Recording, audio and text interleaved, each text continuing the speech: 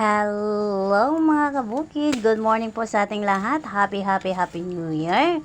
Kumusta po ang New Year nating lahat dyan mga kabukid? At ito na naman tayo. Simulan na naman natin ang ating pagsisipag sa pagtatanim. Ito po tayo ngayon. Mayroon po tayong nililinisan yung ating pananim. Mayroon po akong pananim dito na upo, patola, at saka pipino. Pero hindi ko po alam kung saan po ang puno ng pipino, puno ng patola, at puno ng upo. Kasi medyo pare-pareho po kasi sila. At ayan na po, nililinisan natin yung maraming mga damo para po paggapang ng ating halaman. Hindi po mahihirapan kung saan po sila gagapang. Ayan nga po. May mga balag po tayo diyang ginagawa para po kung saan doon po makakagapang ang ating mga halaman.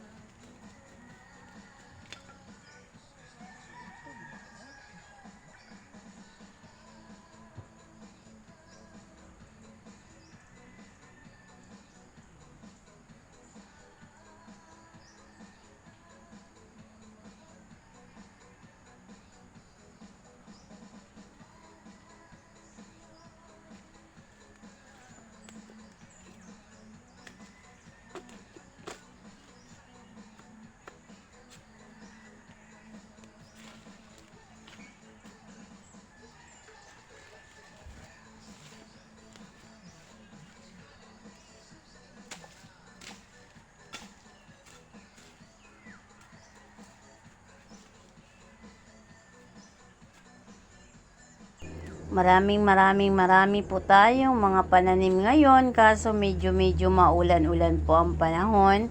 At yung pichay natin, alam naman nating lahat, pag once na maulan ang panahon, ang pichay po natin ay maaapektuhan. Kaya po, wala po siyang gaanong yung pichay natin kasi po, yung pichay ay medyo natunaw po sa ulan. Alam natin lahat na pinakamasilan ang pichay lalong-lalo na pagdating sa tag-ulan.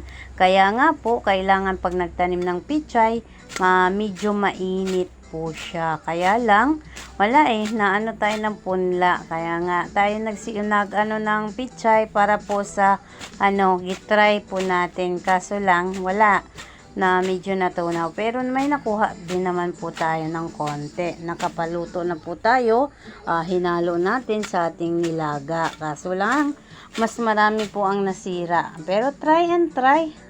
Hanggang sa maging success ulit, ay hindi talaga maiwasan yun. Hindi sa lahat ng panahon ay puro tayo paldo. Diba po, mga kabukid?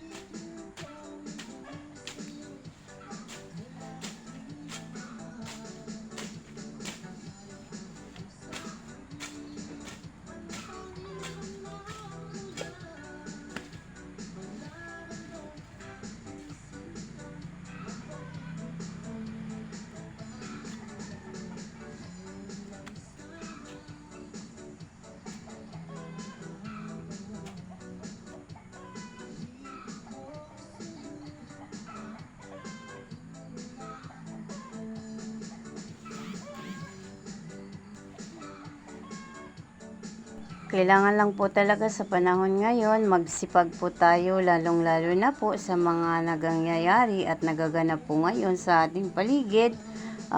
Medyo mahal na po ng mga bilihin. Kaya kailangan nating magsipag. Kung mayroon po naman tayong tataniman, kailangan po nating sibagan lang ang ating mga gawain. Kung kaya ng iba, bakit hindi natin kayanin din, di ba po mga kabukid? Yung sa atin lang, mag-enjoy lang po tayo sa kung anong mga ginagawa natin at hanggang sa muli po tayong makikita natin kung ano po ang pinaghirapan natin.